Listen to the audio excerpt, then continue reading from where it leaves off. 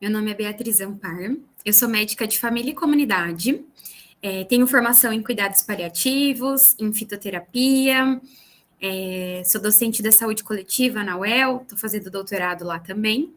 E hoje a gente vai conversar sobre as dimensões do sofrimento, o controle sintomático dentro dos cuidados paliativos e logo a gente vai entender o que isso tem a ver com práticas integrativas e complementares. Então vamos lá. Eu estou representando a residência de medicina de família e comunidade da nossa Secretaria Municipal de Saúde. Para começar essa conversa, eu queria falar sobre o cuidado, né? Eu trouxe essa frase do Leonardo Boff que diz: tudo o que existe e vive precisa ser cuidado. E é com base nesse cuidado que a gente vai começar a nossa conversa. O cuidado paliativo, o paliativo é um sobrenome. O primeiro nome é cuidado, né? E eu quero trazer para vocês o que tem de especial, o que tem de importante nesse cuidado paliativo. Então, o que é cuidado paliativo? É uma assistência promovida por equipe. Então, por definição, cuidado paliativo é feito por uma equipe multidisciplinar, de preferência inter ou transdisciplinar, que tem por objetivo a melhoria da qualidade de vida da pessoa e da sua família, da pessoa que está em cuidado paliativo e da sua família. Então, essa é a definição. Qual que é o contexto que o cuidado paliativo acontece? Diante de uma doença ou de um agravo que ameace a continuidade da vida. E como? Por meio da prevenção e alívio do sofrimento, da identificação precoce, de uma avaliação que seja impecável e do tratamento da dor e dos demais sintomas físicos, sociais, psicológicos e espirituais. Então, tudo isso importa no cuidado paliativo e a gente vai detalhar algumas coisas agora. Tradicionalmente, a gente costuma ter um raciocínio quando a gente vai cuidar de alguém, mais ou menos assim, né? Bom, essa pessoa, o que eu preciso saber sobre ela?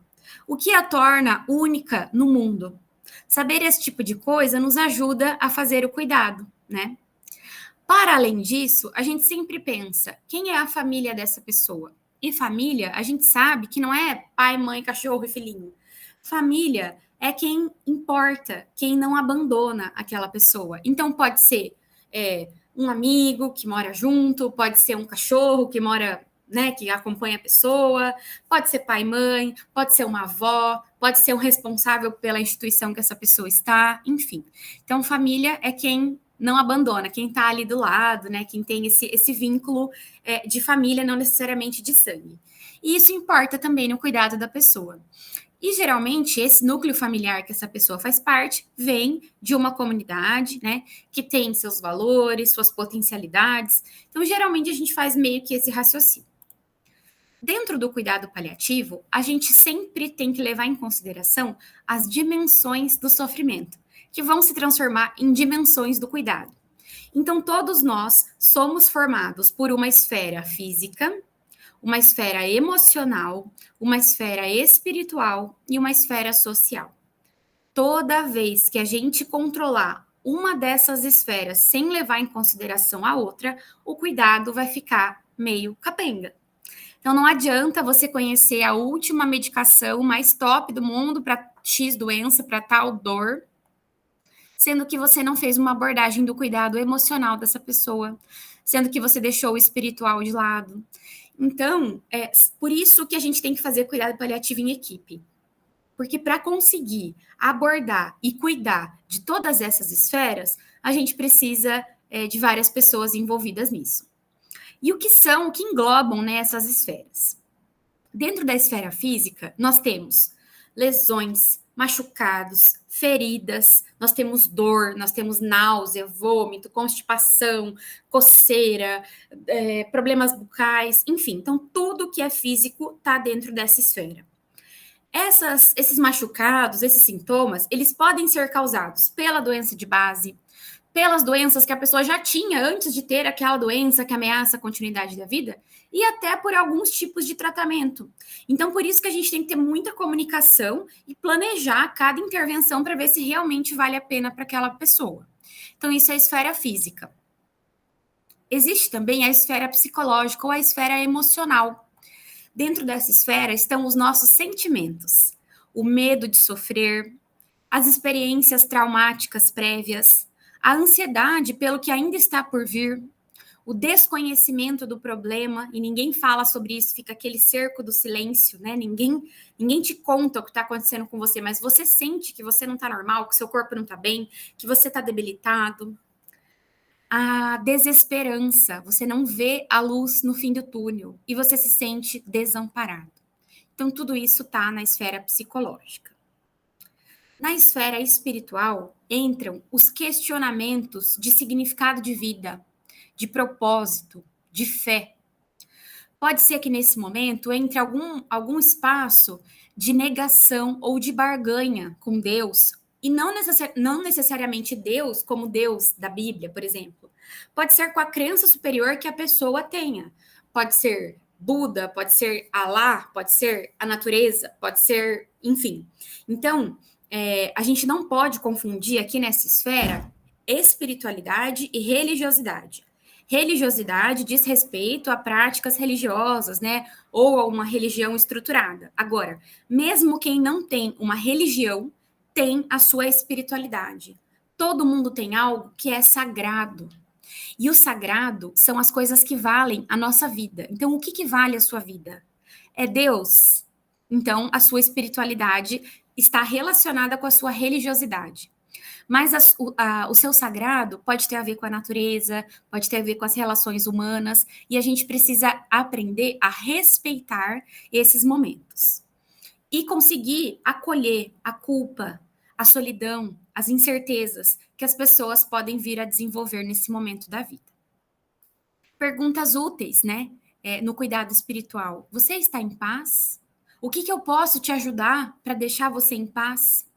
Ajudar com que a pessoa se expresse, falando eu te amo, pedindo desculpas, demonstrando a sua gratidão, se perdoando e perdoando aos outros. Então, tudo isso entra no cuidado espiritual. Já na esfera social, aqui engloba trabalho, moradia, recursos financeiros, família. A família está dentro da esfera social. E lá, nos primeiros slides, eu coloquei que na definição de cuidado paliativo, o cuidado ele é para a pessoa e para a família. Então, essa esfera social ela é muito importante. Ela envolve a mudança do seu papel dentro da sociedade ou dentro da família, as adaptações que a gente vai sofrer decorrentes da doença, do tratamento, enfim, a dependência, a nossa relação com o nosso trabalho, que de repente não vai mais poder ser exercido, né? As preocupações financeiras, habitacionais, o julgamento dos outros, então tudo isso entra aqui na esfera social. E daí? O que tem a ver com práticas integrativas e complementares? Tem tudo a ver. Através das práticas integrativas e complementares, né, as nossas PICs, nós conseguimos ofertar uma outra forma de cuidado físico, cuidado emocional, cuidado social e cuidado espiritual. De acordo com várias práticas possíveis, a gente pode cuidar de cada esfera dessa pessoa sem ser, talvez, com aquelas coisas convencionais, né? Com o exame, com a receita, enfim. Então, eu trouxe aqui alguns exemplos, mas a gente sabe que são muitas práticas integrativas e elas podem auxiliar, inclusive ser decisivas, né? Nesse cuidado físico, emocional, social e espiritual. O reiki, a fitoterapia, a acupuntura, a Shantala, a auriculoterapia, a meditação, que tanto nos conecta com nós mesmos, que nos ensina a estar presente no momento presente, né? Isso é muito importante. A terapia comunitária integrativa, olha quanto cuidado social existe numa terapia comunitária integrativa. Automassagem, florais, homeopatia. Então aqui, gente, tem esse céu estrelado, são as nossas possibilidades. Então vamos explorá-las. E uma outra coisa bem importante dentro do cuidado paliativo e dentro do cuidado em saúde, na verdade. A gente tem que aprender a cuidar da gente para poder cuidar do outro. O nosso autocuidado, ele tem que estar muito em dia para a gente estar com o coração aberto e disponível para poder cuidar do outro. Então, cuidar de si para cuidar do outro, Entender que a primeira vida que a gente precisa salvar é a nossa mesma. Se a gente não tiver com a vida salva, a gente não salva ninguém. Quem é você sem falar do seu trabalho ou do seu estudo? Então, eu me apresentei no começo, né? Sou Beatriz, sou médica, né? Tô na residência, já fiz isso. E se eu não puder falar tudo isso? O que me torna única no mundo? Será que a gente consegue falar quem é você sem falar do trabalho e do estudo? Como está a qualidade das suas relações humanas? O que você gosta de fazer? O que te faz feliz? Você sabe me dizer quem te ama e quem você ama? Essas pessoas, em geral, são sagradas para nós. Você conhece os seus sonhos? E não o sonho do outro, do companheiro, da companheira, do filho, os seus sonhos. Quais são os seus sonhos? Como estão as suas práticas de autocuidado e o que você tem feito para mudar isso? O que é sagrado na sua vida? A gente precisa conhecer o nosso sagrado para poder conhecer e respeitar o sagrado do outro. A contratransferência acontece em todos os encontros. É o que a gente sente em relação àquela pessoa que a gente está cuidando. Nem sempre a contratransferência é um sentimento fofinho. Nem sempre eu vou falar, nossa, que pessoa legal, nossa, estou muito feliz de ter cuidado dela. Às vezes pode te causar frustração, pode te causar tristeza, pode te causar até raiva. O que é importante aqui na contratransferência? O nosso autoconhecimento, conhecer os nossos pontos fracos, conhecer as nossas fragilidades, reconhecer essa contratransferência e lidar com ela. E aí eu trouxe uma frase do Deleuze e do Spinoza. Os sujeitos, quando estão diante um do outro em um encontro, eles compõem uma relação em que eles são afetados mutuamente. Eu afeto você, você afeta a mim. Se esse encontro não está te afetando, você simplesmente não está ali. Para a gente pensar. E saber que a contratransferência, ela existe. A gente precisa reconhecer e lidar com ela. Existe essa definição, essas definições de apatia, simpatia, empatia e compaixão, que eu aprendi com o Alexandre Silva, que é um enfermeiro lá de Minas. E ele diz assim, apatia é quando você olha uma situação e fala, eu não me importo com isso. A simpatia é quando você olha e você fala, nossa, sinto muito, que pena, né? A empatia é quando você se conecta tanto com a pessoa que você fala, eu entendo a sua dor. Só que a empatia, ela pode ser perigosa, ela pode nos levar à fadiga. Porque sofrer a mesma dor com o outro pode te causar tanta dor que você pode não suportar. E aí você vai para casa chorando, aquilo dói demais em você, porque as suas próprias feridas não estão curadas, não estão cuidadas. E depois do momento que a gente consegue curar as nossas feridas e cuidar do nosso coração, a gente passa para uma outra fase, a fase da compaixão, em que eu entendo a dor do outro e eu vou além, eu quero ajudar essa pessoa. E aqui entra as nossas práticas integrativas e complementares. Eu já entendi que ele está com dor e agora eu quero ajudar. E essa dor pode ser física, emocional, social e espiritual. Esses são alguns livros que eu deixei aqui de recomendação para vocês. São meus preferidinhos, assim. Se alguém gosta de ler, eu acho que é interessante a gente ler para alimentar a alma também. E aqui eu termino minha apresentação com duas frases.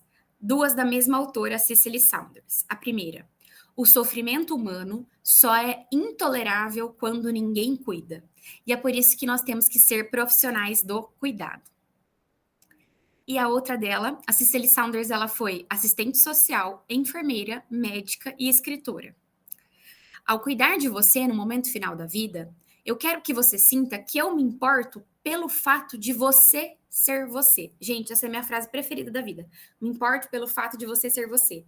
Que eu me importo até o último momento da sua vida e que nós faremos tudo que estiver ao nosso alcance, não somente para ajudá-lo a morrer em paz, mas também para você viver até o dia da sua morte. É isso. Muito obrigada a todos e todas. Deixo aqui meu Instagram, meu e-mail, caso alguém queira tirar alguma dúvida ou entrar em contato. Muito obrigada por estarem fazendo parte desse curso que é tão importante para nós. Até mais.